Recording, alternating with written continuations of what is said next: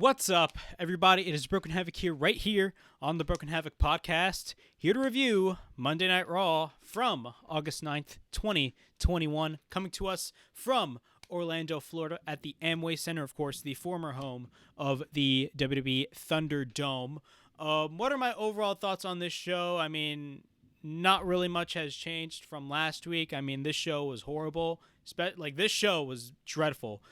This show was boring, but not only that, really stupid booking decisions, and not only that, I mean, just stuff that was just flat out dumb. I mean, like in that match with Doudrop and Alexa Bliss, I mean, Adol winking. I'll go over that later on, but this show sucked. I hated this show. I mean, look, Raw is the worst show in wrestling right now. And with Rampage coming up, I mean, let's be honest, that show is going to blow Raw out of the water, and that's only a 1 hour show. Raw is a 3 hour show. Rampage is looking to be more important than Monday Night Raw. Yeah, a secondary show is becoming more important than a flagship show. Call me a mark, whatever, but I'm just being honest. But, of course, before I get on with the review, of course, I have to remind everybody that Rampage is coming up this Friday, and starting this Saturday, every Saturday from now on, I'm going to be not only uploading my SmackDown review, but I'm also going to be uploading my AEW Rampage review. Rampage is really looking to be a really important show, especially this week and the next week. Of course, next week is really important because that is the Rampage show at the United Center in Chicago, Illinois, and it's speculated to be most likely the debut of CM Punk, so that is going to be huge. I'm really excited for Rampage. Literally, this whole week, I'm just excited for Rampage. Dynamite, yeah, I'm excited for Dynamite tomorrow night, but, come on. Rampage is going to be awesome this coming Friday, and it's going to be even awesomer next week. So be on the lookout for those Rampage reviews. Of course, this Saturday, I'm going to start uploading Rampage reviews on the channel. Also, the Broken Havoc podcast is also going live next Saturday. SummerSlam, of course, it's going to be an awesome show. We got John Cena versus Roman Reigns in the main event. I'm really excited to see what goes down. That match is awesome. I'm really excited to see what happens in that match. And I'm also going to be live after the pay-per-view. So SummerSlam, I'm going to be live after the pay-per-view and reviewing the show. The first time we're going to be getting the Broken Havoc podcast live. Also, AEW All Out, Sunday, September 5th, 2021. That is going to be a huge show. I mean, the stuff that we're going to be getting on that show, I mean, we're getting guys like CM Punk most likely on the show. It's going to be in Chicago. Again, it's going to be an awesome show, but I'm going to be going live after the pay-per-view, so be on the lookout for those pay-per-view reviews live right after the pay-per-view ends. It's going to be really awesome to see this the first time I'm doing this podcast live on YouTube, so be on the lookout for those live streams. Now, back to my Raw review. Again, as I stated, this show was pretty much horrible. I mean, I did not like this show at all. I mean, there was just a lot of stuff that was just completely illogical. I mean, a lot of typical booking decisions. I mean, we get rematches after rematches after rematches. SmackDown this past Friday, it was not the best show in the world. I mean, there was a lot of the same mistakes that we see this every Monday on Raw. I mean, we always see rematches on SmackDown, but on Raw, it's extremely repetitive. Now, it's repetitive on SmackDown, but once you watch Raw every week, trust me, the rematches on Raw blow SmackDown's rematches out of the water in terms of booking decisions, and that's not a good thing.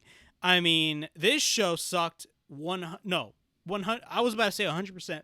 This show sucks 1,000,000%. This show is absolutely horrible. I mean, we want Wyatt chants during Alexa Bliss's match, which, I mean, on my SmackDown review 2 weeks ago, I did state, look, this whole Bray Wyatt release, people blaming Alexa Bliss, it's not Alexa Bliss's fault, but, I mean, they did give her the gimmick, basically, and it's caused a lot of issues, and that is not Alexa Bliss's fault. That is WWE's fault, but I'll talk about that later on. The show starts with Randy Orton. Randy Orton finally makes his return to Monday Night Raw. He comes out, gets a huge reaction from the Orlando crowd. I will say that. It was an awesome crowd reaction. So this is starting to become repetitive, as I noticed starting from last week. I mean, last week the show started off with Nikki Ash, and she's like, "Welcome to Monday Night Raw. Randy Orton basically said the same thing. I feel like this is starting to become a thing every freaking week now. I guarantee you next week we're going to get another random wrestler just come in and be like, welcome to Monday Night Raw. And it's going to be the most repeated thing over and over again for the next few weeks. I mean, you thought rematches were bad. I mean, you never know. We could probably get that every week. But he says this is where he's supposed to say, welcome to Monday Night Raw. Okay, the worst show on television. The crowd reacts positively. Of course they do. Riddle comes out of nowhere, like right before he cuts the freaking promo, like Riddle comes out of nowhere. Says that he missed Randy Orton so much. He says he asks him, bro, where did you go? Blah, blah, blah. He's glad he's back. And talks about 25 years ago how his stepdad went to get some milk and never came back. Typical Riddle promo. He's basically acting like a stoner. Says that he is back and they can team up to be RKBro. I will say, RKBro is pretty entertaining to watch. I will say that, and this is coming from somebody that hates watching Raw. Like this show in 2021, it's the worst that it has been. Like, I remember watching Raw in 2010 and 2011, and, I look back at those shows, and, they were not the best shows. I mean, you had people on YouTube coming on here back in 2010 complaining how the WWE sucked. And it was like right in the middle of like the PG era, which I definitely understand. But I'd rather watch an episode of Raw in 2010 than I would watch an episode of Raw in 2021. Like, Raw in 2021 sucks. But I will say Matt Riddle and Randy Orton, or I should say Riddle, but my bad. Riddle and Randy Orton are pretty entertaining, especially Riddle. I will say that. But says that he's doing better by himself. That's what Randy Orton states. He says that he works better by himself and says that they were a good team. So, you got that little heartbreak with Riddle. Then AJ Styles and Omos come out, the Raw Tag Team Champions.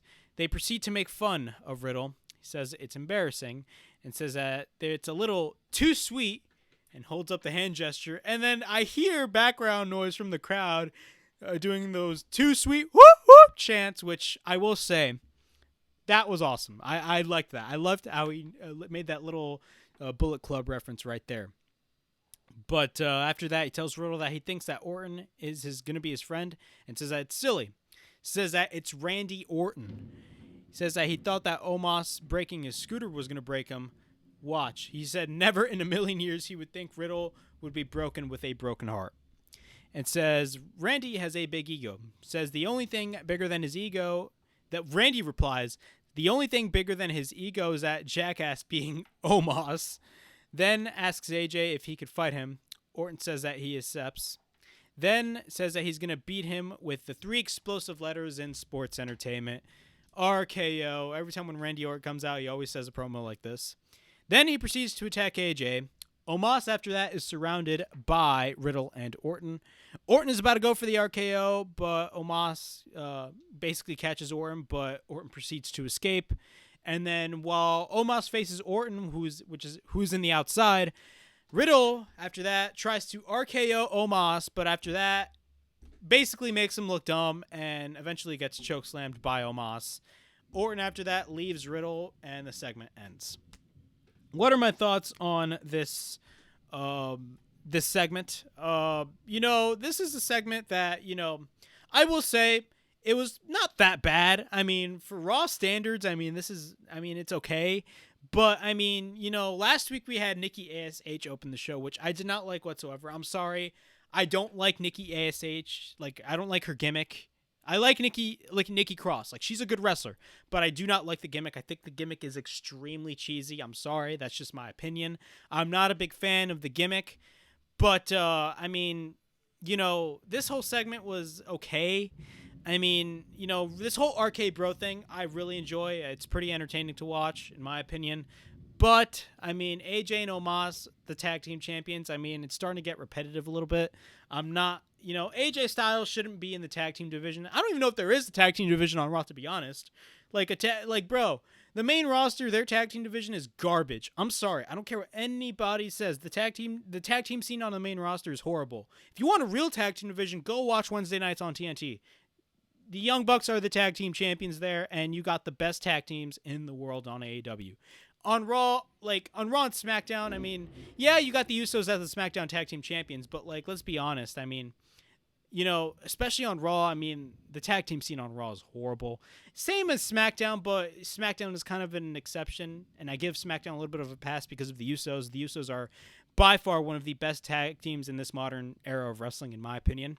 But, I mean, AJ and Omos, it's kind of repetitive, and I'm not really that big of a fan of AJ and Omos. Most likely they will be dropping the belts at SummerSlam to Randy Orton and Riddle. That's definitely happening at SummerSlam. They're definitely booking the match, especially what we've seen at the end of the show, but I'll explain that later on.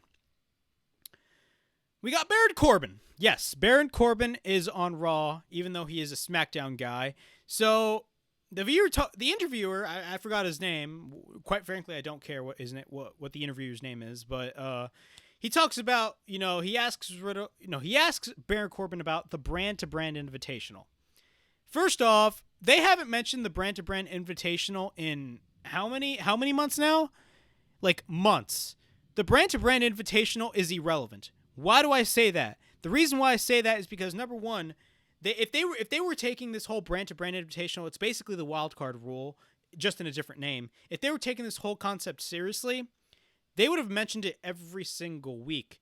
But instead, they just bring like one guy out of nowhere and it'd be like, oh, Brand-to-Brand Invitational. So it's basically WWE telling the audience, yeah, you, the viewer watching this video that watched Raw, I don't know if you did, but if you watched Raw, it's basically telling you that you're dumb. That's how WWE, like, They tell you about those whole Brand-to-Brand Invitational, even though they barely mentioned it on television for like the past how many months, like probably like the last 4 months. And before they mentioned it, the last time they mentioned it, they haven't mentioned that at all either. So like this whole Brand-to-Brand Invitational is completely irrelevant, and it's making the audience look extremely dumb and stupid. So the fact that Baron Corbin's on this show goes to show you like what WWE thinks of the brand split. The brand split is dead. The height of the brand split was 2016. That was the height of the brand split. Same thing as the first brand split. Of course, the first brand split happened in 2002, and they took that extremely seriously, but like all the way until like they brought back ECW as a third brand, all that stuff. They started, doing a lot of these wrestlers from Raw, putting all these wrestlers from Raw to like SmackDown, vice versa, putting them on ECW. The same thing that they're doing here. They're doing the same thing here, just with the whole Brand-to-Brand Invitational. This whole brand split is dead. I don't care what anybody says. The brand split is... I mean, I'm an advocate for the brand split. I don't want the brand split to end. But I mean, how am I supposed to take the brand split seriously if they're doing stuff like this? Mentioning the whole Brand-to-Brand Invitational one... They're mentioning the whole Brand-to-Brand Invitational if, after not mentioning it for how many months now? They're not mentioning it at all every week on Raw. So why mention that, and why care? Like, the brand split is... You could literally just bring every person from SmackDown on Raw nowadays.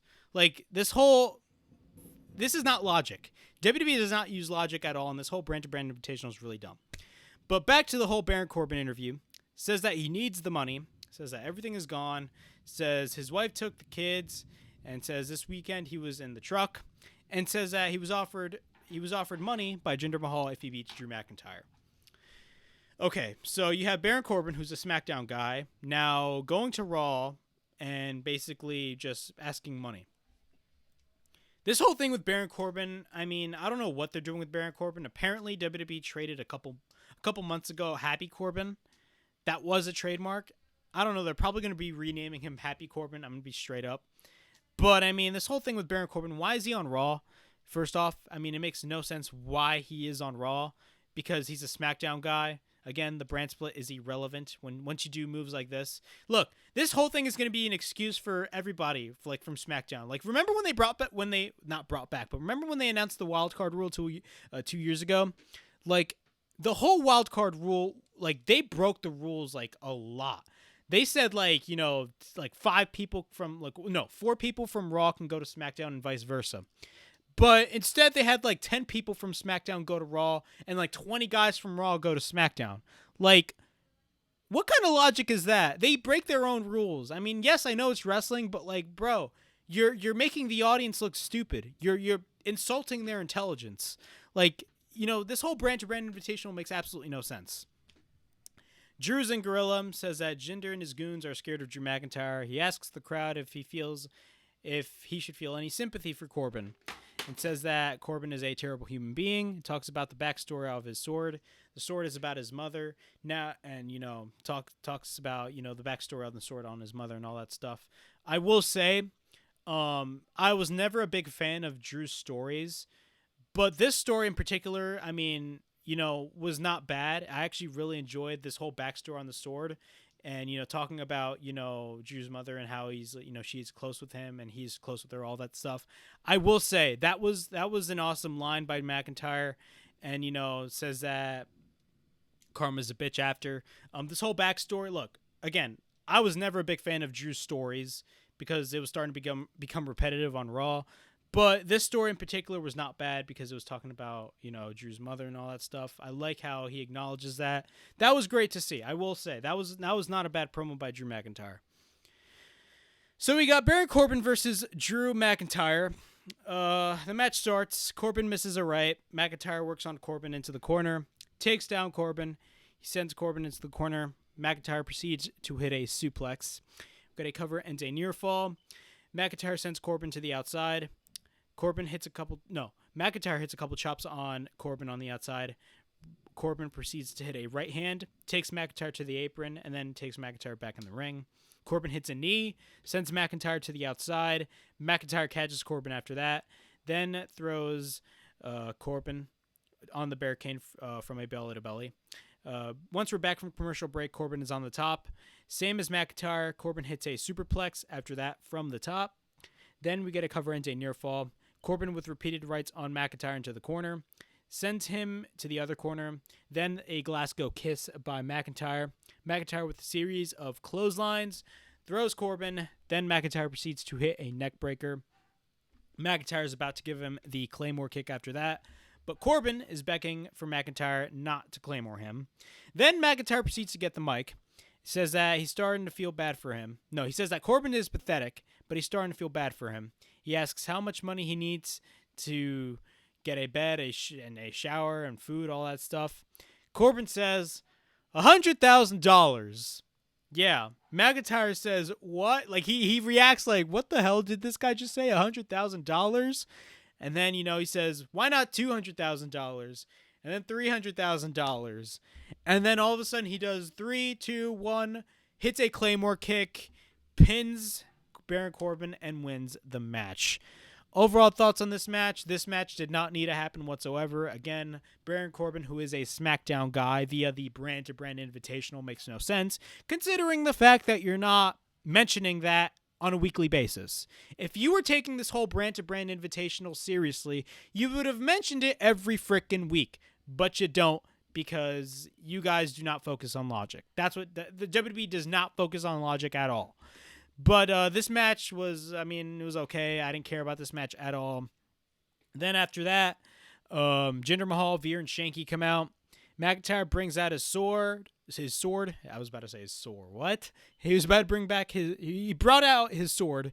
Jinder and Veer and Shanky all of a sudden are like, oh shit, he brought out his sword, and then escape. It's not like he's going to stab them with the sword in front of thousands of people inside of an arena. That is the dumbest thing ever, bro. Again, it makes Jinder Mahal and Veer and Shanky look dumb, but whatever. They have to use their brains, but whatever, it's wrestling. That I did not look.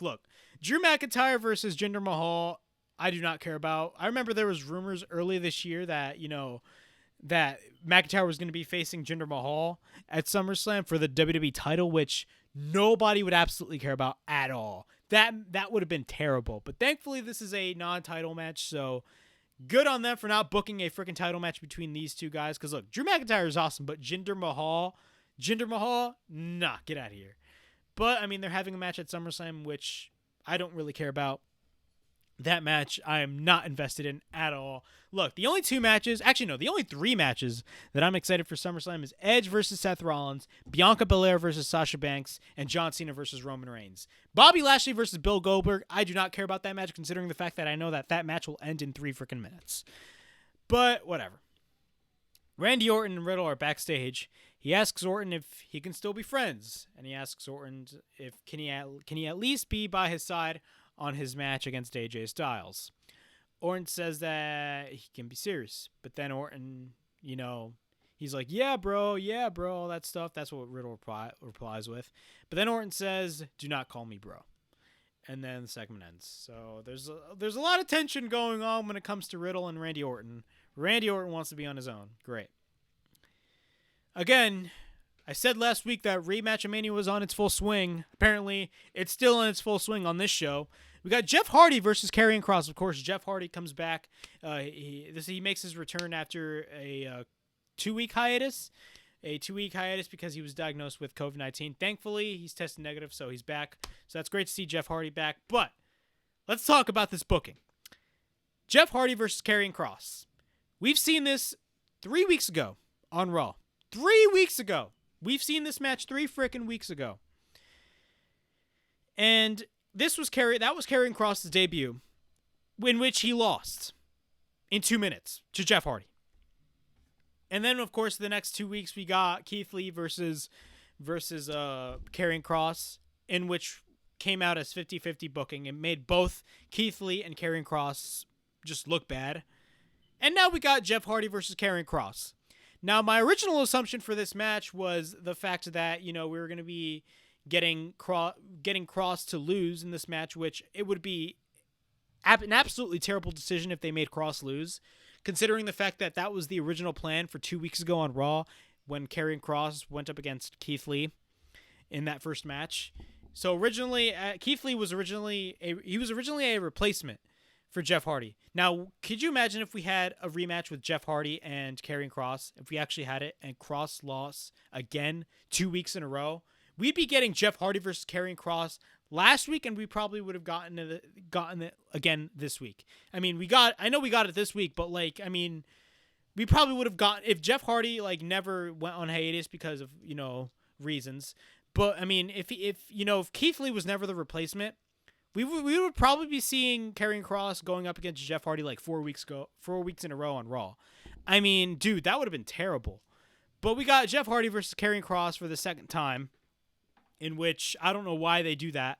I mean, again, Rematch of Mania is at its full swing. All right, Kross proceeds to hit a big boot, takes Hardy to the corner, works on Hardy, takes Hardy to the outside, and then Hardy takes Kross to the steel steps. Jeff then uses the steel steps to take out Kross.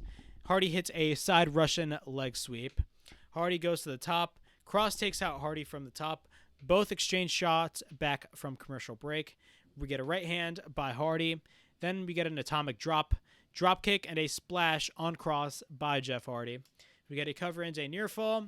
Kross takes Hardy to the corner. We get a double boot by Hardy. Hardy hits a splash from the second rope. We get a cover and a near fall. Hardy then hits a jawbreaker. We get a roll-up attempt by Hardy, but we get a near fall. Kross counters the twist of fate. Then Hardy goes to the top. We get a Saito suplex. Kross's Saito suplex. He hits it. Then Kross applies the rear naked choke on Jeff Hardy. Hardy taps out, and Kross wins the match. Kross, after the match, then hits the Saito suplex again, and then applies the rear naked choke on Hardy again after the match ends. It was a great decision that WWE basically made, Kross win. That's what they should have done all those weeks ago. This whole booking decision that they did was not that. This was the right outcome that they should have done a couple weeks ago in that first match against Jeff Hardy. That is what WWE should have done. But of course, in typical WWE fashion, they did not do that because they do not care what you think. This whole outcome that happened after the match, they should have had Kross win, and then they should have had him do what he did last night 3 weeks ago on Raw. That's what they should have done. But instead, they did not do that because WWE is really stupid. They don't care about NXT. NXT is dead. It's a dead brand. It's a dead brand. The main roster does not. The people running the main roster have no care at all for the talent in NXT. These people are starting to bring in more guys. They don't want any more vanilla midgets, as they say. They don't want guys like Adam Cole on their rosters anymore. Which I hope Adam Cole goes to AEW because, quite frankly, he is doomed on the main roster. A lot of people have said that, and a lot of other podcasters on YouTube have stated that. Adam Cole, if he goes to the main roster, if he re-signs with the WWE and goes to the main roster, Adam Cole is doomed. I don't care what anybody says. He is doomed. The best option for him, in my opinion, is AEW because he has that creative freedom. AEW's offering the same amount of money as WWE, and I mean, it's just much better for him, in my opinion. But WWE treats NXT like a bastard child. That's what NXT is. NXT is the equivalent of Turner Broadcasting and WCW. It's the exact same thing. Turner Broadcasting did not care about WCW at all. They wanted it to fail, and eventually it got sold. That is basically NXT with WWE. WWE does not give a flying crap about NXT at all. And, you know, the way that they booked Cross for the past few weeks goes to show you that they don't care about NXT at all. And he's the NXT champion. But whatever. Riddle, we get a backstage interview with Riddle. He asks if this is the end of RKBro and said today was an emotional roller coaster. He doesn't know what to say and says if Randy does not want him to be by his side, then he needs to respect that, and then he scooters away. Great. We got one match that was absolutely terrible.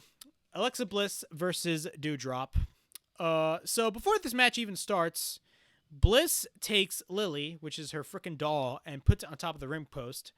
Eva Marie wants to go and sit on the top rope, just like Lily, but the referee does not let her. How dumb does that make Eva Marie look?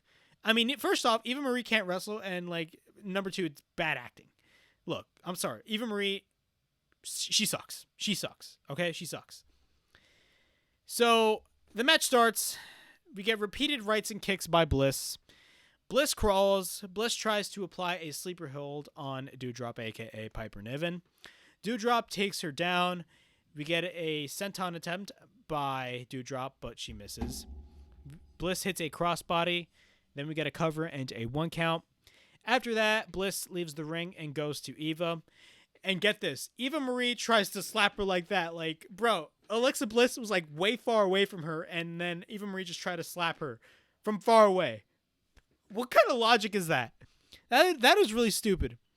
So, Doudrop after that attacks Bliss, sends Bliss to the barricade. Then we get a kick to the back on Bliss. Then Doudrop takes Bliss to the corner. Doudrop mocks Lily after that. Then Alexa Bliss proceeds to smile, and get this. They show a close-up shot of Lily winking at Doudrop. Yes, we got supernatural stuff happening on a wrestling show. It's not like we haven't seen that for like the past few weeks. I mean, first we had Shayna Baszler scared of a doll, and now we have this. And then Bliss rolls up Doudrop and wins the match. I don't know about you guys, but that sucked. That was absolutely terrible. Like, that is the best that you got.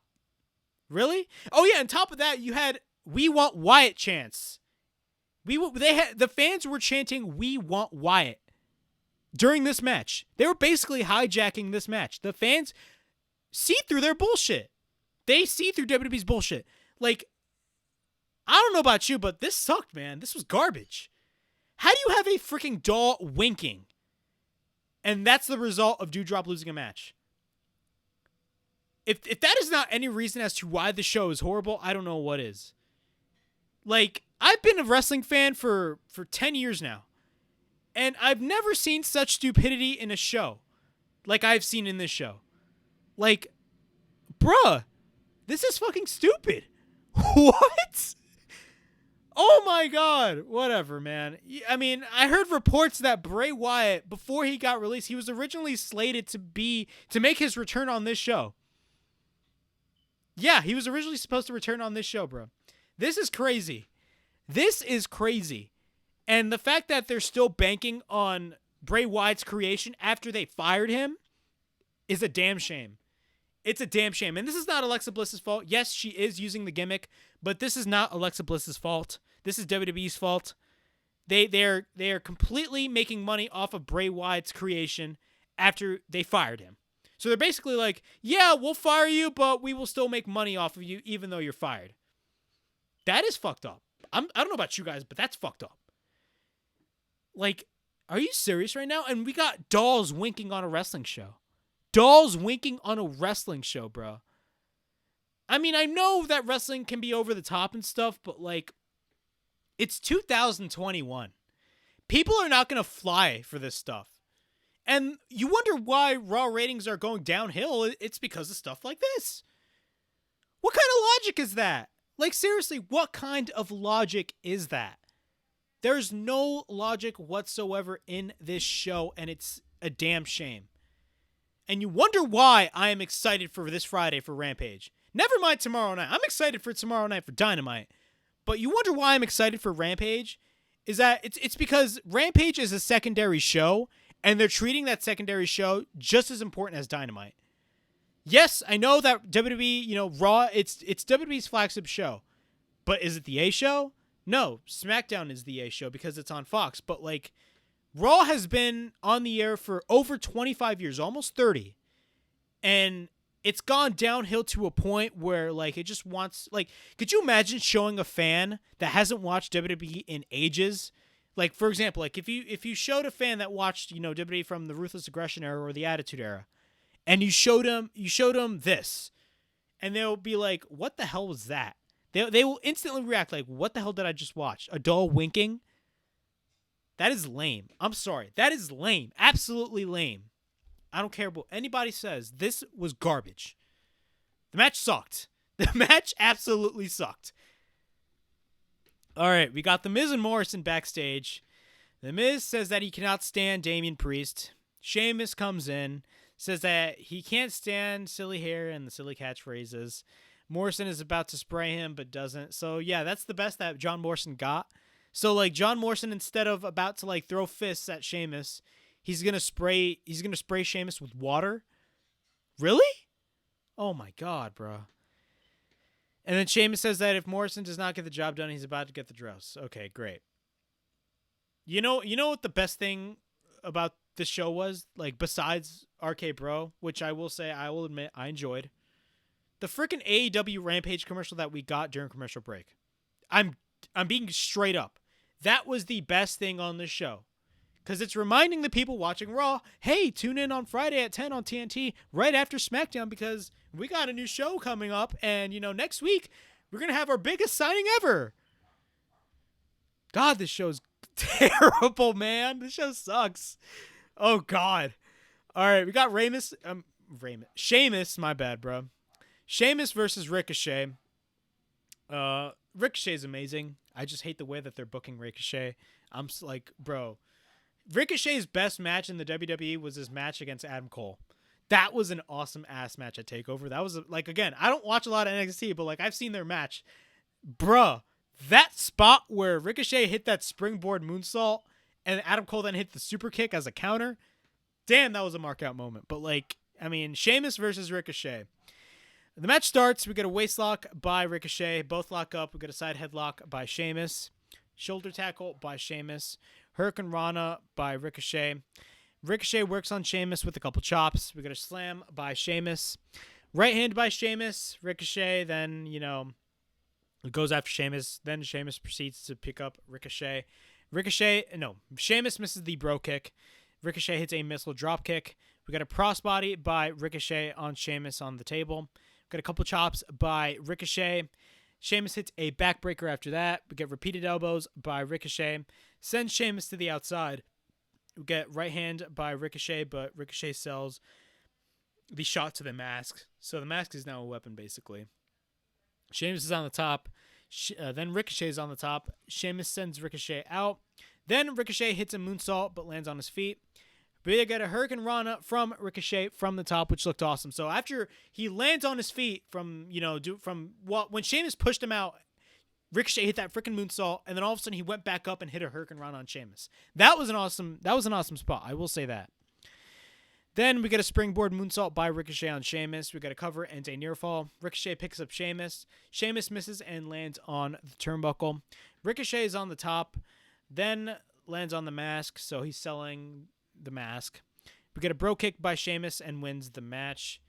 Then all of a sudden Damien Priest comes out, faces off against Sheamus. Sheamus retreats. Then he goes after Priest and gets sent to the outside. Miz and Morrison come out, so we got Damien Priest versus John Morrison.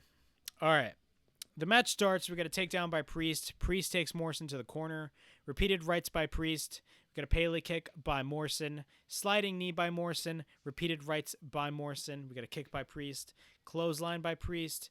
kick by Morrison. A lot of knees and kicks in this match. You know, John Morrison is really good at what he does. Same as Damien Priest. But, like, how many times have we seen these guys feud? I mean, like, for a while now. I mean, like, seriously, they're still feuding after, like, how many months? 2 or 3 months? Like, after WrestleMania. I mean, bro, did these guys have a match? Like, bro, he had a match with The Miz and Morrison with Bad Bunny at WrestleMania. That was in April. We're in August, and they're still feuding. We're in August. Bruh. That is crazy, bro. Whatever. The match continues, so multiple knees. Back, you know. Morrison goes to the top. He spins from the top on Priest. Kick by Morrison. Morrison with a springboard, but Priest with the spinning kick. He counters with the spinning kick. Miz sprays the dripstick. Then Priest hits the Reckoning, wins the match. Then after that, Priest targets Miz. Morrison after that tries to save Miz. But then after that, you know, Priest just takes down Morrison, takes the dripstick and sprays Morrison. Then, you know, Miz has no more dripsticks. And then after that, what happens? Miz pushes Priest but stands up on his feet. He looks extremely shocked. Then Miz runs away. Damien Priest grabs the mic after that. He runs down Sheamus. Sheamus comes out, calls Sheamus a bully, says that he's about to fight. You know, he wants to fight Sheamus for the U.S. title at SummerSlam. Sheamus says that he does not care what he thinks or what the people thinks. Sheamus accepts the challenge, and we get a bro kick on Morrison by Priest, and the segment or the match ends. The segment ends. What are my thoughts? I will say, this whole thing with Sheamus and Damien Priest, you know, their whole encounter at the end of that segment, of course, after the match with Morrison, we had that little encounter with Sheamus and Priest. I will say that was not bad, in my opinion. But, I mean, how long has Damien Priest and, you know, and the dirt sheet, I should say, Miz and Morrison have been feuding now? Since April. Yeah. I mean, yes, I know that Sheamus is added into the equation now, but, like, I mean, we just had Sheamus versus Ricochet. They wrestled on the kickoff of WrestleMania Backlash. That was back in May. Like, seriously, these people need to know how to book, because we have matches, we have guys that are feuding for months now, and there's no end. Like, what is the point? And why am I going slow? It's because I'm just trying to process, like, what is the point? What is the point of this type of booking? Like, how do you top being terrible booking a wrestling show? That is insane, bruh. WWE does not know what they're doing with this show. This show is absolutely horrible. We got Mansoor and Ali backstage. Gives Ali an apology. Blah, blah, blah. Ali says that he will do better next time. Great. So Mansoor basically gives Ali a gift and gives him a new jacket. So what is the match that we get? We got Mustafa Ali versus T-Bar. For the last 2 weeks, we had freaking Mansoor and Ali going up against Mason T-Bar for like the past 2 weeks. Like, does that make any sense at all? Like that, I mean, I don't know, man. These people, rematch after rematch. Now they're doing a whole tag match in the span of 2 weeks. We got Ali versus T-Bar, and I will definitely be assuming that Mansoor and Mace will wrestle in a match next week. I definitely will think that, because of the booking. Look, we got the same tag team match with Mansoor and Mason T-Bar for the first week. We get a rematch the second week. So, hey, let's do something different. Oh, I know. Let's have Ali go up against T-Bar 1 week, and then let's have Mansoor go up against Mace. It's basically a rematch in a span of 2 weeks. So you're basically telling the viewer, bro, yeah, you know, I know you guys get rematches and all, but like, we don't care. This is lazy booking, man. All right, both lock up, throws Ali in the corner, sends Ali to the under corner, throws Ali to the mat. We got a drop kick by Ali, crossbody over the top rope by Ali, but T-Bar catches Ali, throws Ali to the barricade. We got a spinning big boot by T-Bar. Cover and a near fall takes Ali to the corner. T-Bar catches Ali. Got a backbreaker by T-Bar. Cover and a near fall when Ali's foot was on the rope. Mace takes out Mansoor to the outside after that. Ali, after that, rolls up. We get a near fall. Tornado DDT by Mustafa Ali. Ali goes to the top. T-Bar takes out Ali. picks up Ali. We got a knee by T-Bar. We get a cover, and T-Bar wins the match. After that, Mason T-Bar tried to double chokeslam Ali just like last week. But Mansoor hits a dropkick on T-Bar, goes after Mace, sends Mace over the top rope, and still, he holds onto the ropes, but then we get a dropkick by Mansoor. So he takes out both Mace and T-Bar. Then Mace and T-Bar retreat. What are my thoughts on this match? Look, I did state in the previous 2 reviews that but Ali and Mansoor are not a bad tag team. But this whole feud with Mace and T-Bar, they've been wrestling on television for how many weeks now? For the last 2 weeks. And they're still wrestling this week, and they're going to be wrestling next week. I guarantee we're going to be getting Mansoor versus Mace next week. I just know from the sake of this terrible booking, we're going to be getting Mace versus Mansoor next week. Like, the WWE cannot come up with anything new when it comes to booking decisions.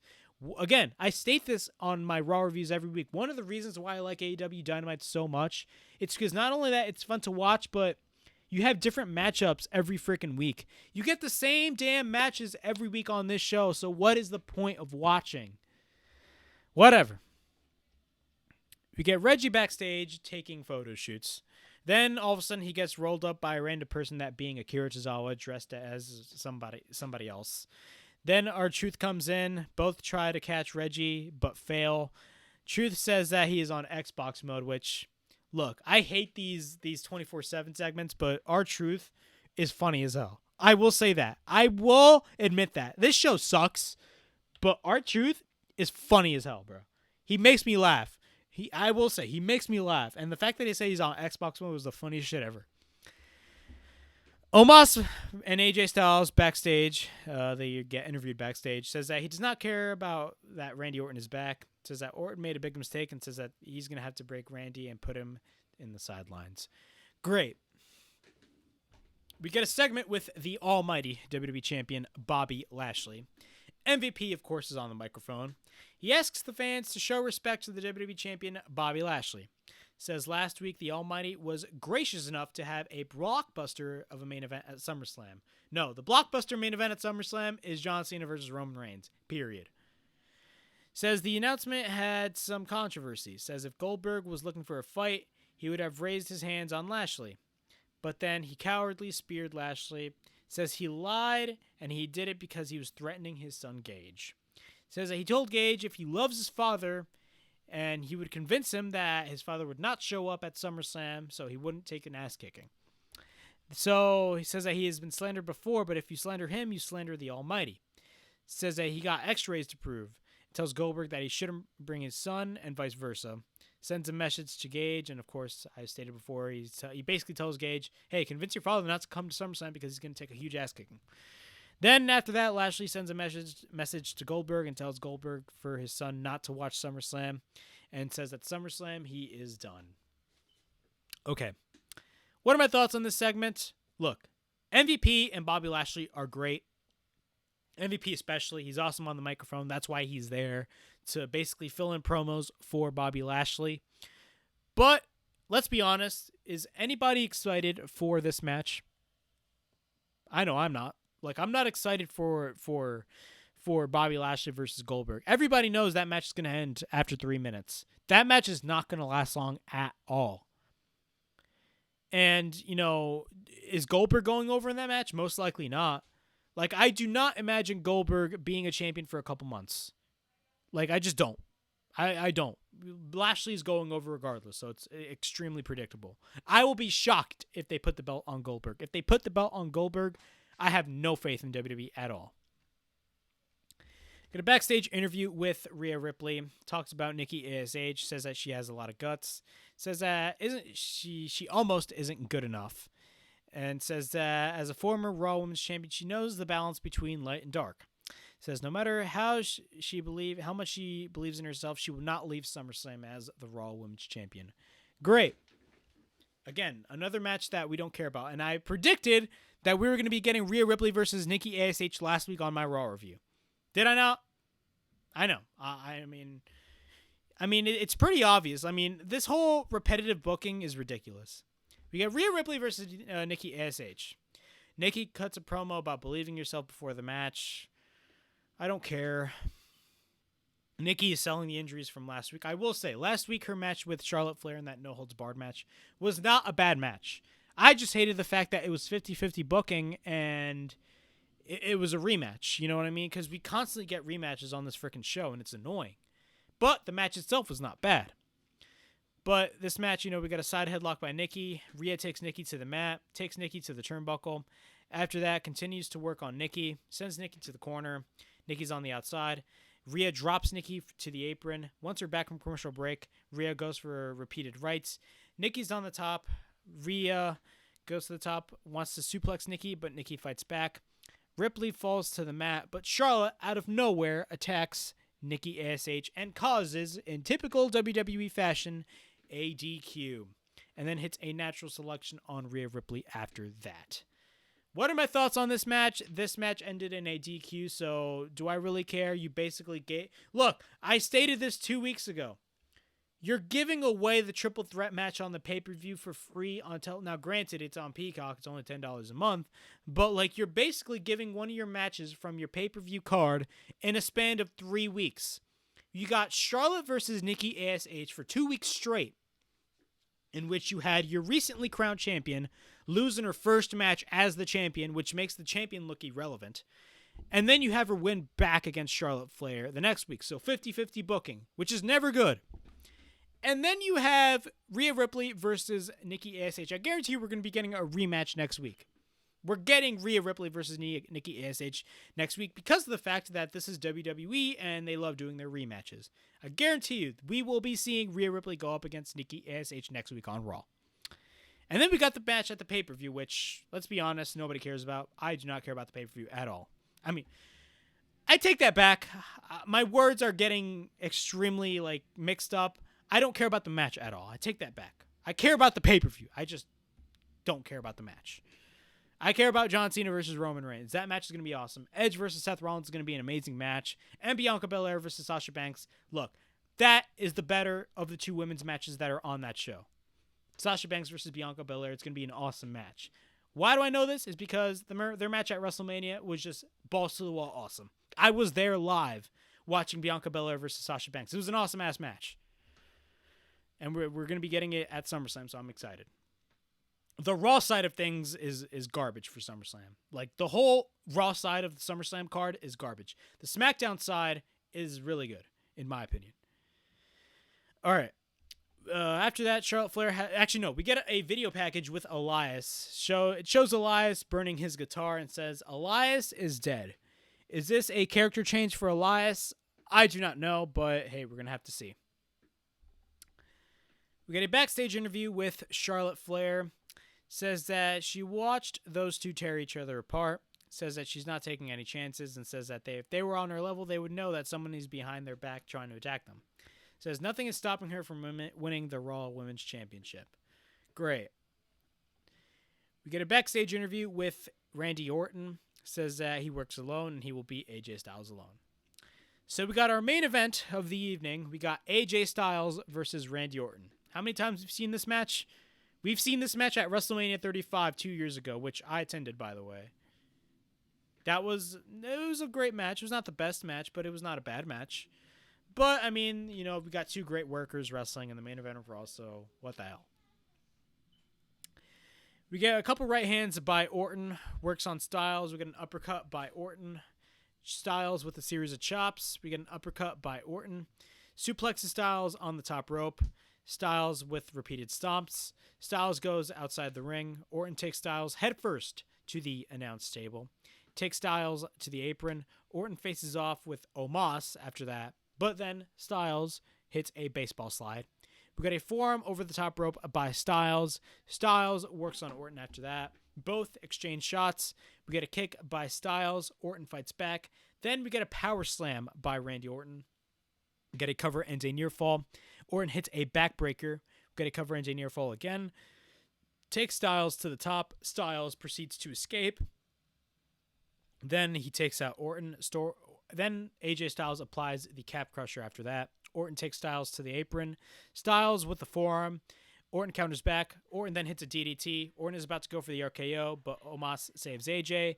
Kick by Styles. Riddle comes out of nowhere and applies a sleeper on Omos. Omos takes Riddle to the post. Styles tries to hit the phenomenal forearm, but Orton counters with an RKO out of freaking nowhere and wins the match. After that, Orton celebrates with Riddle in a way.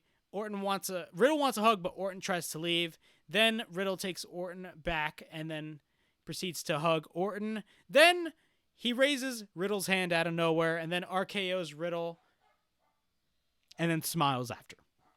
What are my thoughts on that ending on Raw? A lot of people are saying that, RK-Bro, whatever, is broken up. No, they're not.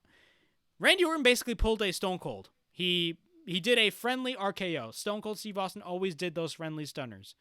He did one on Donald Trump. He did one on Xavier Woods. I mean, bro, he be doing friendly stunners on everybody. But, they're not broken up. RK-Bro is still a thing. They're not broken up. But, yeah. That was Raw. What are my thoughts on Raw? This show sucked. It was garbage. One of the worst shows in the history of the world. I do not like this show whatsoever. The only thing good on this show was the show going to commercial break, RK-Bro, and that AEW Rampage commercial.